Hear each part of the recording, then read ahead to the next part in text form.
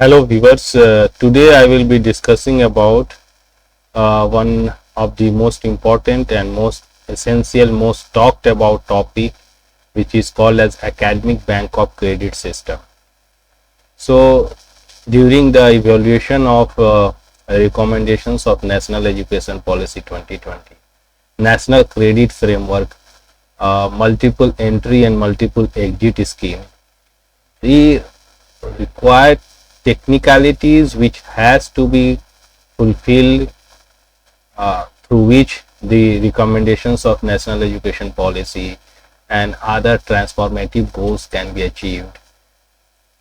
In this particular direction, the academic bank of credit system is one of that particular change through which the transformation in educational system will take place. Nowadays, national credit framework is also there, and it is talking about creditization of school education also. Earlier we were talking about credit system in higher education, but it is now saying that the credit system will be spread throughout the education system, either maybe vocational education, maybe formal education, online education, or recognition of earlier experience also. The credit system will be there, and then to make this happen, there should be one system, one accumulation, credit, storage, accumulation and retrieval system should be there, and academic bank of credit system is doing that particular thing. So we will be talking about this particular system, we will be understanding this particular system, and it is one approach for transforming higher education through centralized credit accumulation and seamless transfer across institutions nationwide. So we will be discussing about this particular idea, and we will also see how this academic bank of credit can be made, and how it and the credit can be added to particular academic bank of credit system, or that academic bank of credit account, how the credits will be reflected. So let us try to understand. So for academic bank of credit, the higher education institutions, they have to register, there is provisions for registration of for generation of ABC ID or APAAR ID, and all higher education system maybe in the coming year it will be required for the school education also, for school education system also, although APAAR ID and ABC ID is already there being done for the school students also, but the actual working of this particular ABC ID is quite common in higher education institution. Those higher education institution, those who are offering credit based courses, CBCS system based courses, those institutions are offering, and they have to register in the ABC portal, and from there only they can go for the role of verifying the accumulated credit. They will be able to certify the accumulated credit being being added by the student in their ABC account.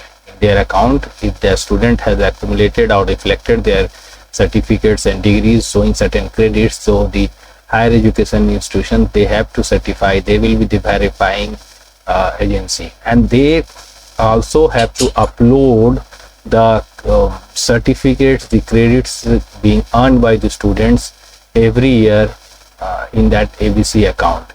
So this will be like that. So anybody from anywhere, suppose a particular student is being interviewed for a particular job post, then the employer will be able to access his ABC account, and he will be able to see how much credits he has earned from which institution.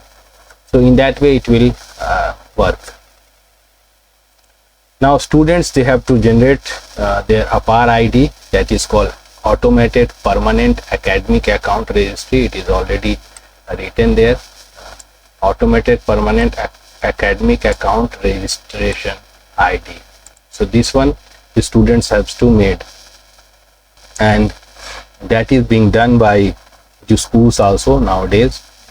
This CBCA, the CBSE has on these different state government has also issued circular regarding this, that the students will have their APAAR ID, or that is their academic ID throughout their academic career, and all the credits, all the certificates, all the documents related to their ongoing education, that will be reflected there. They will generate it through DigiLocker. Nowadays DigiLocker is providing this. Earlier other platforms were there, those who are providing this facility, but nowadays through DigiLocker they can generate their APAAR ID, and the schools and the parents, the individuals are doing this particular thing nowadays. Now credit validity, whatever credits are there in that particular student account, that credits will be valid for 7 years. Means suppose let me give you an example. Suppose a particular student, undergraduate student, is doing a particular program from an university, then whatever credits he is earning, that will be after first semester, after second semester, after 2 years, that will be stored in that academic bank of credit. He may be obtaining certain credits from blended learning mode, also from SWAYAM platform also. That credits will be also stored in that particular his account, digital account, that credits will be there. And once 120 credits will be accumulated through different means, he can ask the parent institution to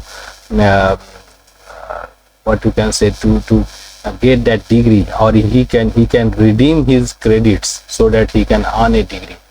So there are certain guidelines also for this particular thing. It is not like that he will get certain number of credits from different university, different institution, different departments, and then you will go for particular suppose we will have 120 credits. In out of 120 credits, you will have 100 credits from a particular state university, and 20 credits you are earning from Delhi University. Then you cannot go to Delhi University and ask that they will give you the degree. There are certain guidelines that how much percentage of credits you have completed from a particular institution. According to that, your degree will be generated from that particular university or institution.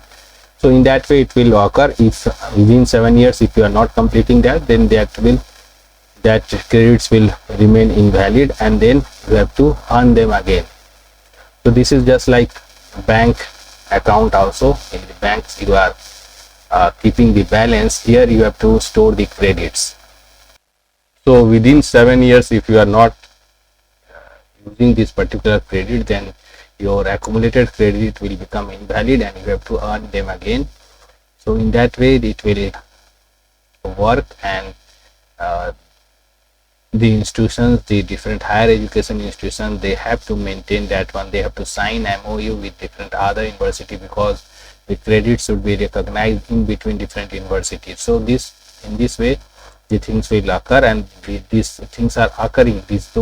Those many proactive university, those like Delhi University, like BHU, JNU, this type of credit transfer and then earning credits from different institution, different platform is being used. So an ABC ID is being used for accumulation of those credits, those storage of those credits, and afterwards it can be redeemed in form of different degree, certificate or diploma. Now this is credit transfer and migrations will be occurring through this particular system. So merit based admission will be there. Whenever you are going for admission, you can show your earned credit and from which institution, from where, which platform, from which way you have earned those credits, and in that way you will get admission in different courses. It will also help in lateral entry and validation.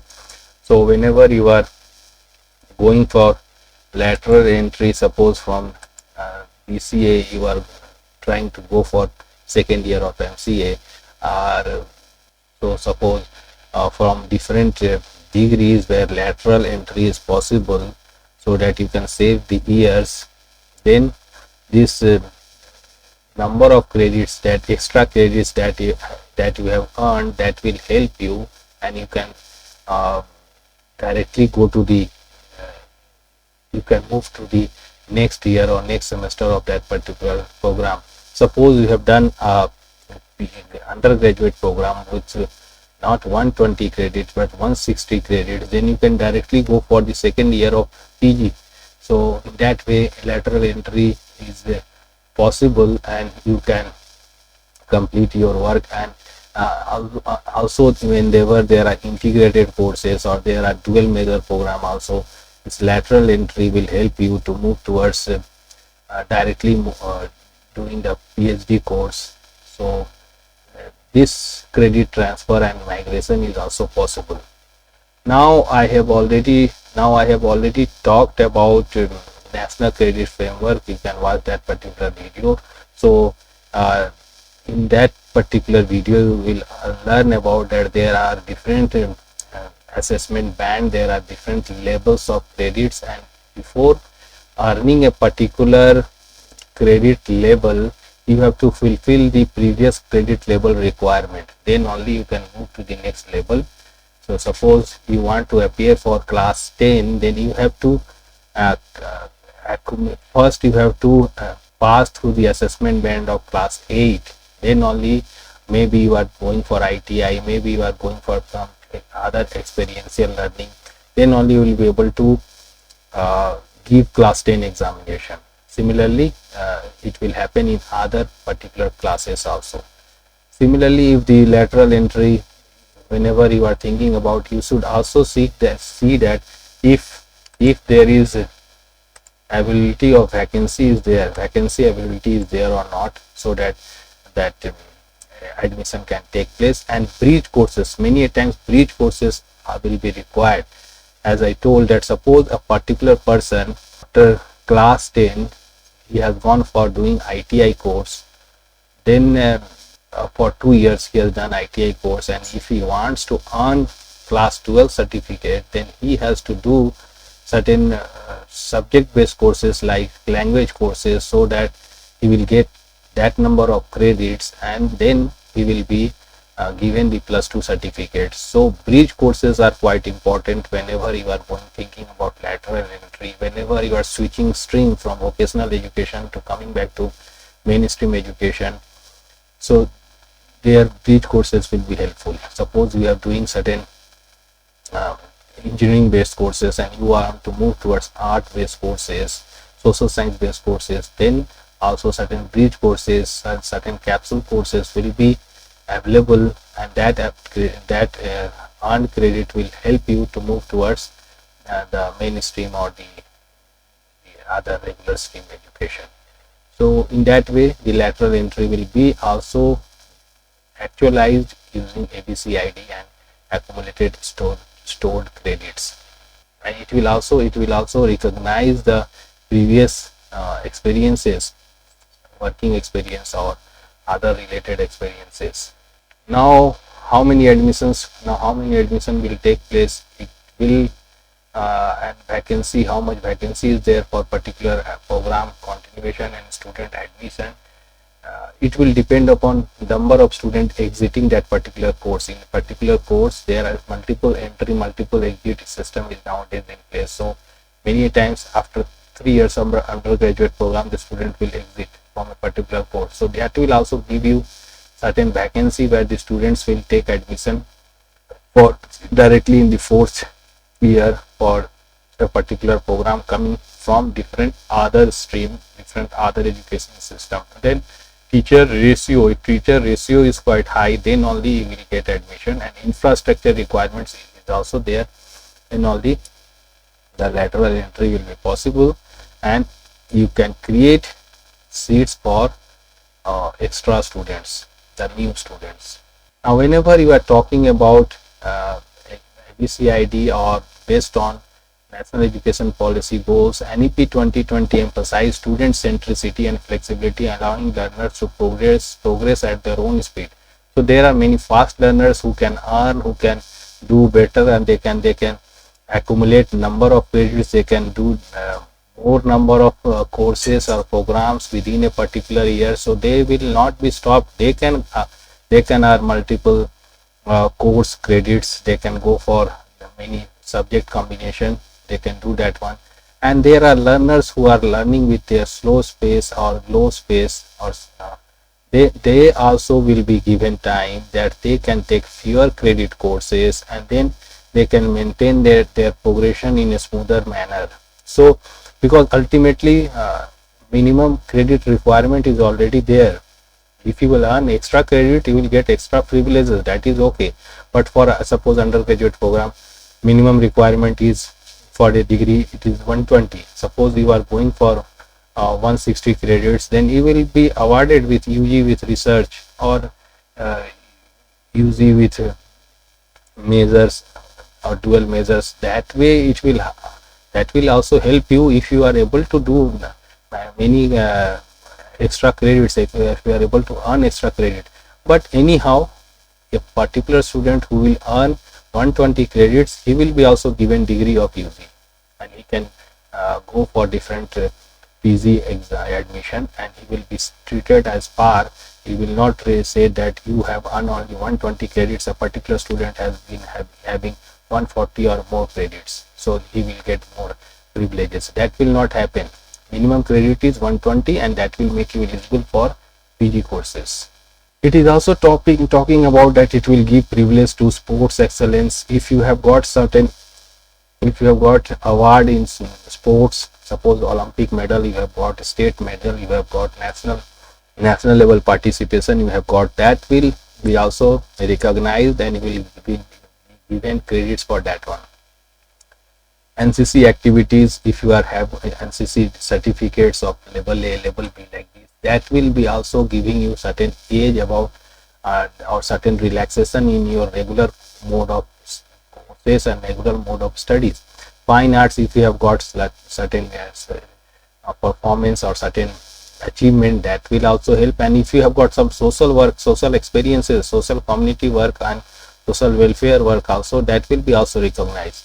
Let me tell you some examples. Suppose you have got an Olympic medal, then it may be given a weightage of 40-50%, and remaining 50% you can complete in your regular course. It will be not required that you will complete all the 100% of the courses, earning all the credits one together. Suppose you are doing a UG program, and suppose because in sports maybe you are doing a UG program in professional or physical education, if you are earning a degree, then suppose total degree requirement is 120 credits, and you have won an Olympic medal, then you may be required only 60 credits to complete, because you have already got an Olympic medal, you have invested so much of time and energy. That will should be also recognized. Similarly, if you have got certain industrial experience, certain work experience, that will be also recognized, and for that also National Credit Framework has given certain credit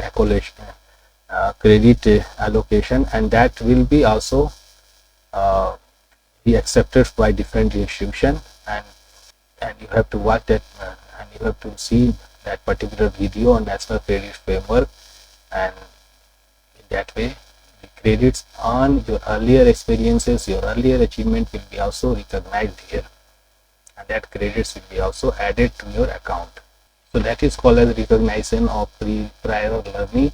NEP 2020 recognizes formal, non-formal, informal. Suppose you are working in a factory, small scale industry, and if you have got a number of years of work experience, then that will be also giving you certain credit, and you can earn a level in credit level. Suppose you have got 3 years of working experience, then you can be treated as level 3 student, and you can directly go for appearing for class 11 and 12 examination, because level 3 is class 10. So based on, you must have got certain bridge courses to do, then only you can go and give that plus 2 examination. But that way it will that way it will help. Assessment approach, you have got learning outcome based evaluation against National Higher Education Qualification Framework and National Skill Qualification Framework standards with objectives. They have already come up with SOPs, standard operating procedures, so that the credit requirements can be made at par or can be equated, so that the student can earning credits from different other different institution, different formal informal system that can be recognized, and they can be uh, transferred from one system to other system, or multiple entry and exit is possible. So that SOPs has also been published in the year August 2024. That has to be also taken care of. So assessment strategy, what is the assessment strategy according to current NEP 2020 practice? Learning outcome focus. The assessment should be outcome focused, not suppose it should not be at the level of knowledge and understanding. Only rote learning assessment should be not there. It should be performance based, outcome based, skill based. The student should be able to perform certain things, or it should be authentic. Suppose you have to evaluate a particular person in dance and music, you will not ask them to write what are different lyrics and what are the different musical instrument and how many sur and tals are there. You have to ask them to perform a particular dance or a particular music tune. So in that way the assessment should be there, outcome based. Continuous assessment should be there. The assessment should not be end term product, but it should be continuous process, and different performance based authentic tools should be used, like observation, interview, project, assignment. These all things has to be used so that holistic development of the students is possible. Diverse methods we have to use. AI based evaluation, nowadays AI tools are there, so AI based assessment system also can be used so that you can get real time feedback. Round the clock assessment can take place. Now whenever you are trying to see that you are following the recommendation, you are following the recommendation of NEP 2020 of multiple entry and multiple exit, there are different types of guidelines which has been mentioned in multiple entry and multiple exit guidelines of prepared by UGC. So suppose you want to exit from a undergraduate program, after first year you will be given certificate, UG certificate course, but you have to suppose for 1 year 40 credits are minimum requirements. So if you want to exit, you have to complete that 40 credit essential credits, and you will go for an exit module. 4 credit based exit modules is there, that one also you have to complete, then only you will be given UG certificate. Multi higher education institution credits, degree awarded by last attended institution subject to mutual higher education agreement. Now I already told you that the credits you can earn from different higher education institution. Your credits can be from different institution, different department, different platform, but those departments should have got MOU so that they can recognize each other's credits and they will take it equivalent, and the earlier smooth, then the future smooth transition of earning credits or going to shifting to the higher education will be possible.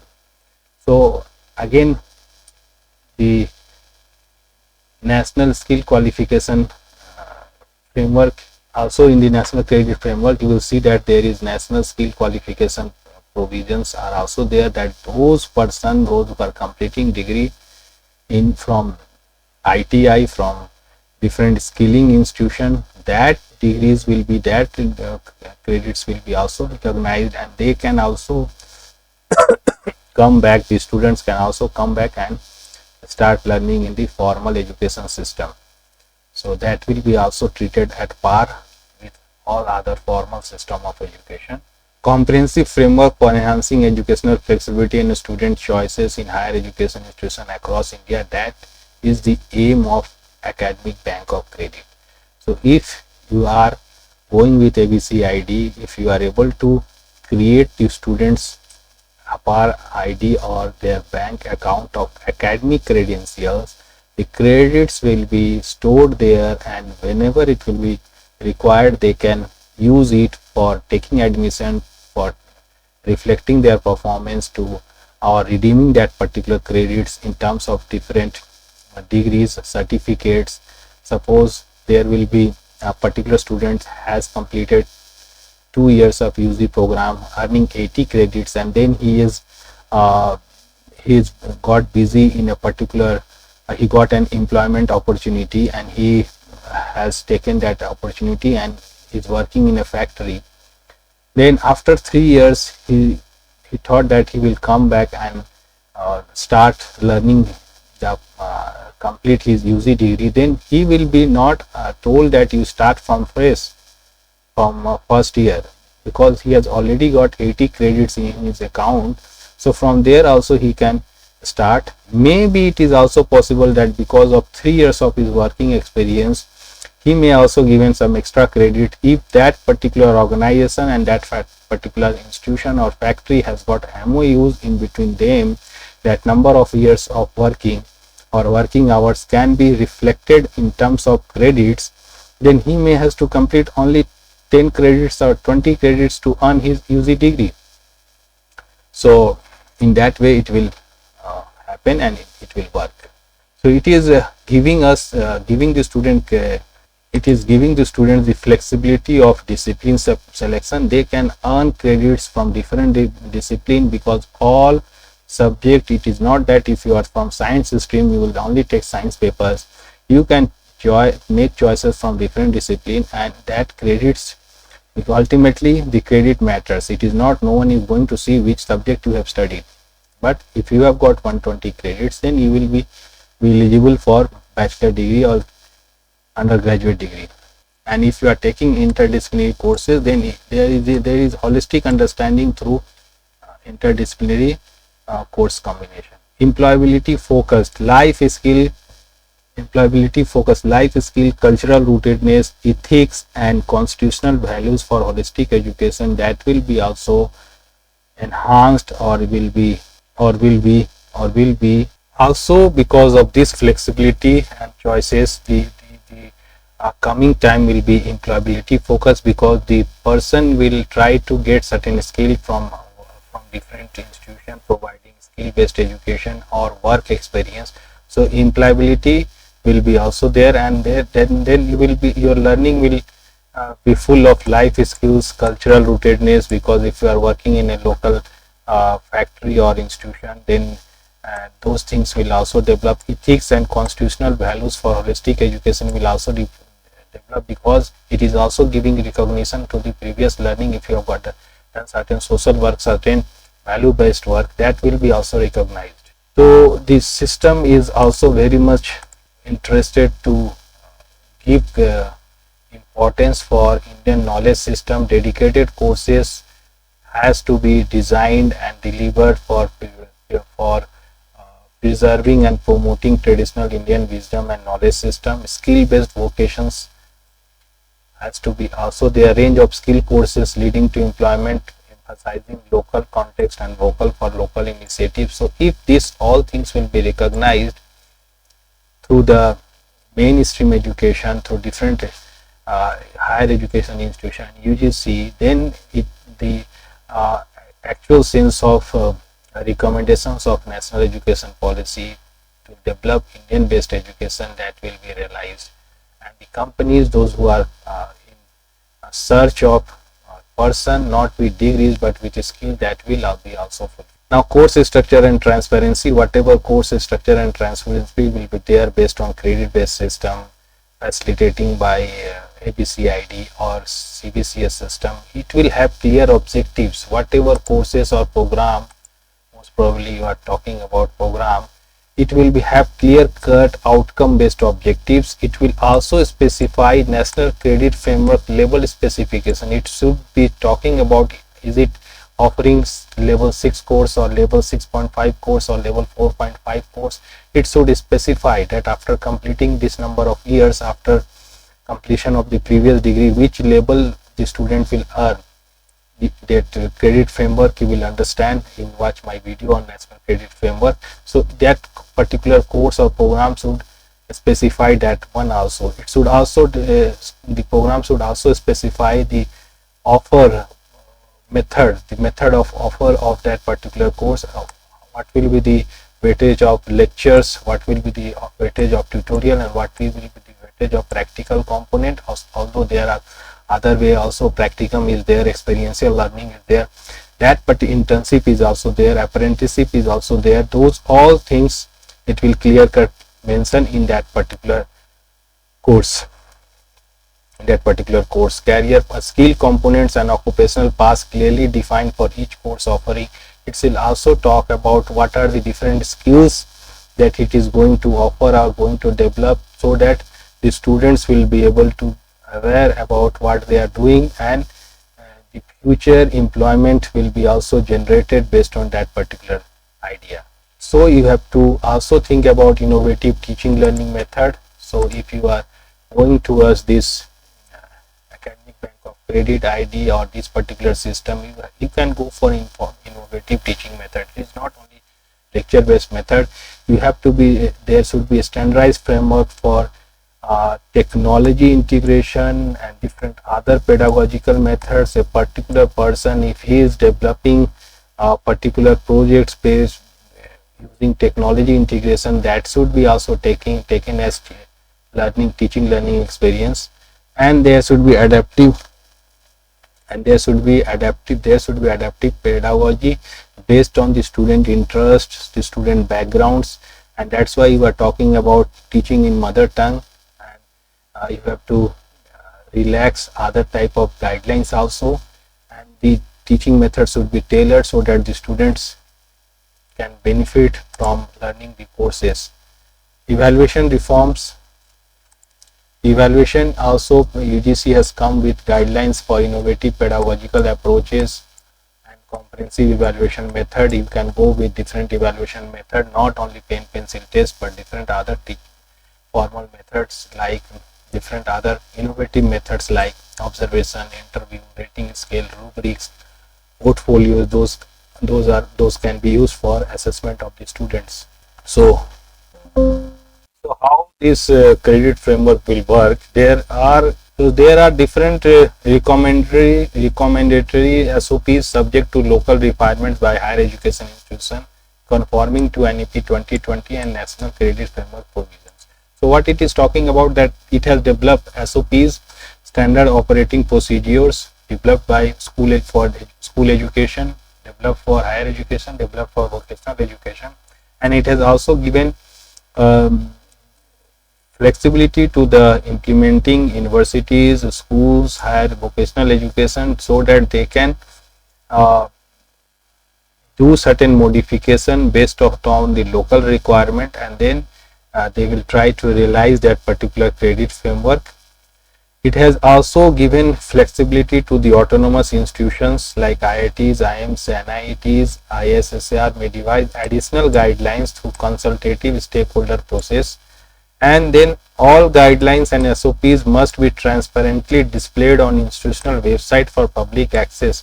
So whatever SOPs are there, so that intertransferability of the credit will take place, multiple entry and multiple exit will be taking place, the credit earned by different particular institution will be recognized by this other institution, the recognition of the previous learning that will take place, that all will be transparent and should be available on the website of education providing institutions.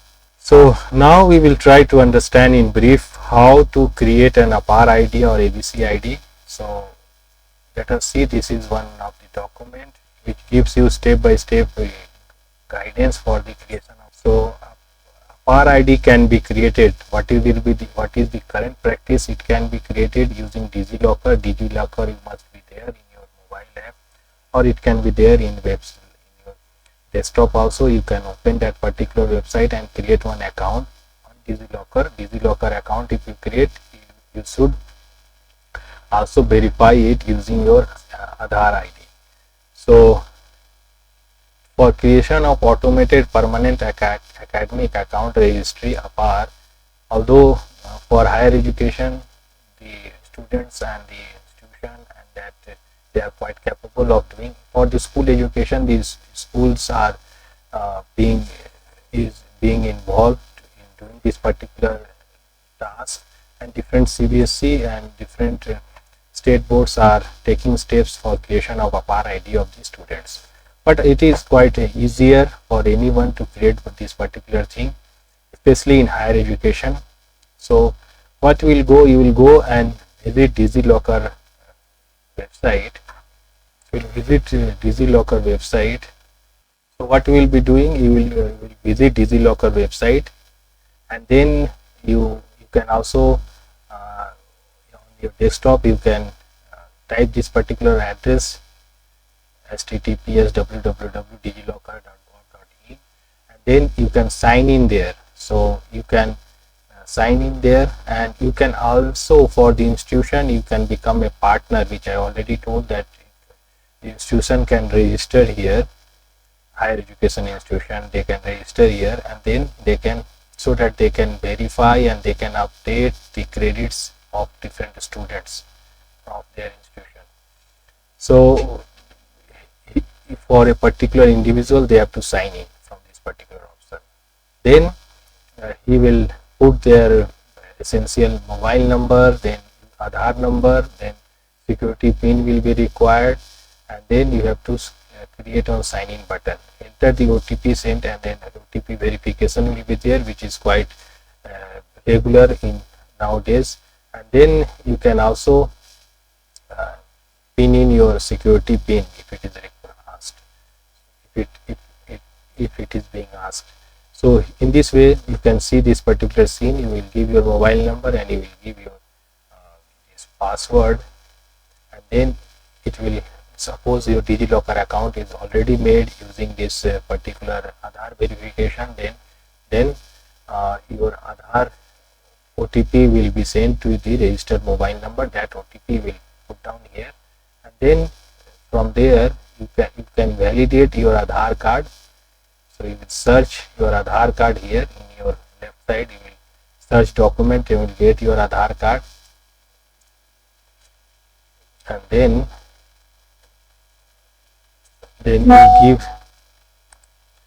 you give eKYC consent, read the consent, and then click on the update button to provide KYC consent. Click on the update button to provide eKYC consent. After doing all these things, your DigiLocker account will be Aadhaar linked, and it will be updated with KYC updation consent. So after that also an OTP will come. Then means, what I mean to say, that your Aadhaar DigiLocker account should be Aadhaar updated. Afterwards you can click on, and you can afterwards you can create your APAAR ID. So you just go to search document option and type APAAR ID. So you will see that APAAR ID option will come, and then you can click on that one, and then you have to fill certain required documents. Suppose when you will go for creating APAAR ID, you have to provide your name, date of birth, gender, mobile number, identity value. Identity value is the roll number, or it can be registration number of particular course which you are doing. And then you have to give your, here if you suppose you will write your roll number, here identity type you have to mention roll number in the drop down, roll number, registration number, this type of things are there. And then admission year you have to mention in which year you have taken admission, and then you have to provide this to the organization name. I am a student at, then put down that student, and it's a particular student name option, and then you will click here get document. So this APAAR ID, you will get this option in the search document. Once again, let me try to make you understand. In the search document you will write APAAR ID, you will write APAAR ID, and then you click, you will get that APAAR ID widget here, and then you will click here to generate your own APAAR ID. Then you fill the required essential entries here, and once you click get document, your APAAR ID will be generated, and that you can see in your issued document column. Here APAAR ID will come. So in that way you can generate your APAAR ID. That is quite essential requirement nowadays. Whenever you are doing any higher education program, you are going to take any admission, new admission, it will ask you for APAAR ID. So through DigiLocker you can make it. So I hope this particular video you have understood the working of ABC ID, why it is required, how you are making it, what will be the use of APAAR ID, what will be the use of ABC ID, how it is linked with National Credit Framework, how it is an important aspect and why you must have it. So I hope you have liked this particular video. So please subscribe to this channel and keep learning. Thank you.